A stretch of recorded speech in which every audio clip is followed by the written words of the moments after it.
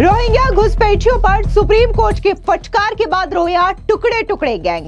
भारत में 22,000 अवैध रोहिंग्या को क्यों बसाना चाहता है पूर्व आईएएस हर्ष मंदार। पवन कल्याण ने रोहिंग्या घुसपैठियों को दी सख्त चेतावनी। देश में रोहिंग्या घुसपैठियों को लेकर के कार्रवाई का एक्शन लगातार जारी है। इस बीच आपको बता दें कि कुछ लोग अवैध रोहिंग्याओं को लेकर के, उनके निर्वासन को लेकर के सुप्रीम कोर्ट भी पहुंचे थे। इस मामले को लेकर के सुप्रीम कोर्ट ने भी इन तमाम लोगों को खड़ी फटकार लगाते हुए ये कहा कि सुप्रीम कोर्ट अवैध रोहिंग्याओं के निर्वासन प्रक्रिया को रोकने वाला नहीं है। तो इस बीच टुकड़े टुकड़े गैंग पूरी तरीके से छटपटा रहा है। आपको बता दें कि इनकी मांग है कि आखिर इन रोहिंग्याओं को भारत में क्यों बसाया नहीं जा रहा है। दरअसल आपको बता दें कि पूर्व आईएएस हर्ष मंदार ने बकायदा ये कहा है कि क्या इस देश में 22,000 रोहिंग्याओं को शरण नहीं दी जा सकती। दरअसल आपको बता दें कि एक प्रेस कॉन्फ्रेंस के दौरान पूर्व आईएएस हर्ष मंदार ने कहा कि हम रोहिंग्या को वापस उस हालात में भेज रहे हैं जहां उनके नरसंहार होने की बहुत बड़ी संभावना है। क्या हमारा दिल इतना तंग हो गया है कि हम 22,000 रोहिंग्या को शरण नहीं दे सकते। तो भाई दूसरी ओर आपको बता दें कि जो आंध्र प्रदेश के डिप्टी सीएम है पवन कल्याण, उन्होंने भी अवैध रोहिंग्याओं को लेकर के कड़ी चेतावनी दे दी है। उन्होंने कहा कि अगर इन अवैध रोहिंग्याओं के खिलाफ एक्शन नहीं लिया जाता तो ये राष्ट्रीय सुरक्षा के लिए भी एक बड़ा खतरा होगा। लेकिन सबसे पहले हम बात करते हैं पूर्व आईएएस हर्ष मंदार को लेकर के। दरअसल आपको बता दें कि ये वही हर्ष मंदार हैं जो कि सीए विरोध प्रदर्शन के दौरान जब पाकिस्तान से आने वाले हिंदू अल्पसंख्यकों को नागरिकता दिए जाने की बात को लेकर के विरोध कर रहे थे और भारत में रहने वाले अल्पसंख्यक समुदाय को भड़काने की कोशिश कर रहे थे।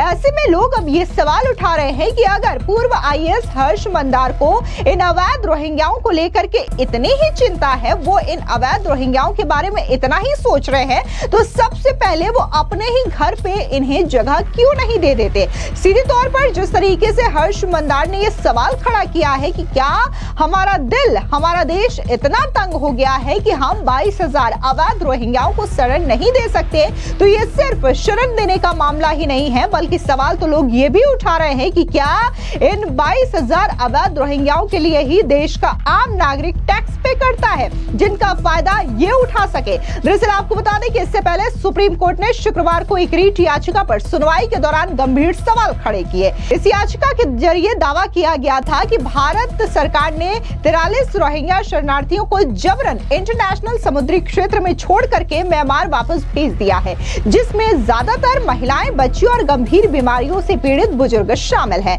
जस्टिस कांत ने यह भी बताया कि 8 मई को 3 जजों की बेंच ने ऐसी ही याचिका में डिपोर्टिंग रोकने से मना कर दिया था। उस सुनवाई में कोर्ट ने कहा था कि अगर रोहिंग्याओं को भारत में रहने का हक नहीं है तो उन्हें कानून के मुताबिक निर्वासित किया जाएगा।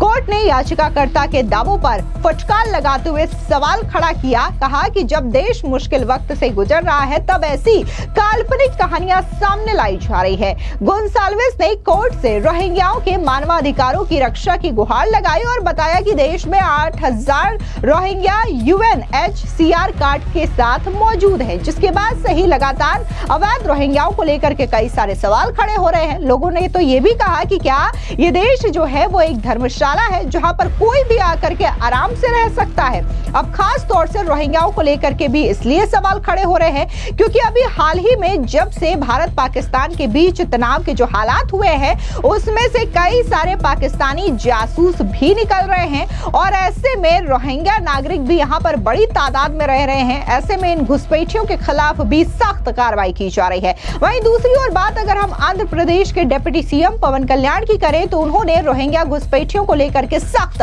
हिदायत दे दी है। उन्होंने इसे न केवल स्थानीय लोगों की रोजगार से बेदखली बल्कि राष्ट्रीय सुरक्षा के लिए भी गंभीर खतरा बताया।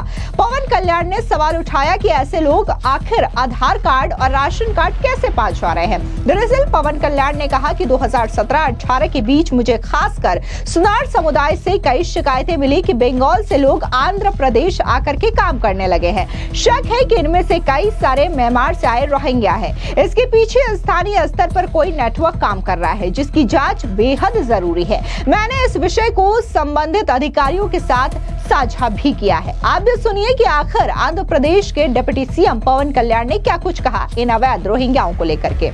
My concern regarding especially internal security. When country center is waging a war with enforcing the borders to be safe and everything, but also state should take a very active participation in being vigilant in within the internal security. And my concern is always about this is Andhra Pradesh, and the south is a very soft target. We could previously we had seen in Coimbatore bomb blast had happened, and in Gokul Chat and all. I'm quite concerned about it. And especially in Kakinada port also, I have the whatever inputs I had, based on that I think I have spoken. Especially when a particular person called who been apprehended by joint operation by both Telangana and AP police. I think that's a issue of concern for all of us. And I want to make sure that state police should be vigilant about it. That is one thing. And also state has a fundamental responsibility to make sure internal security is being taken care of. That is one concern I have. I think that's what I had expressed. And also about regarding Rohingyas,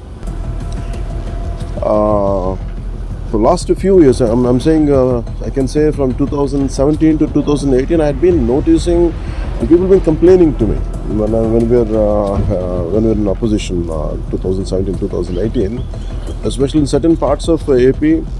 A lot of people are coming from Bengal, and they're taking our jobs, and we are losing our employment.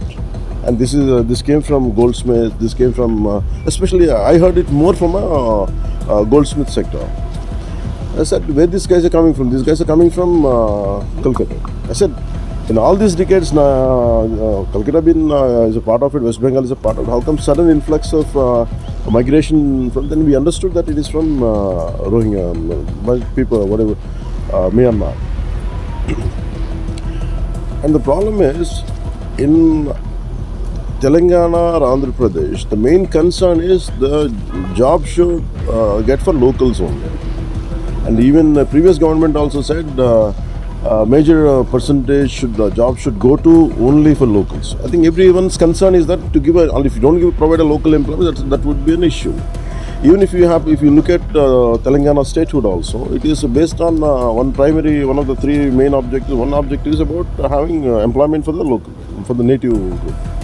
So imagine people, we are struggling within the interstate issues, and on the top of it, if you come migration from another country, they're not able to keep up their borders safe, they are secure, and the influx of all these Rohingyas coming here and taking the jobs, and that is a matter of concern. It's not just about mere employment, it is also about who is giving them Aadhaar cards, who is giving them ration cards, and who is behind it.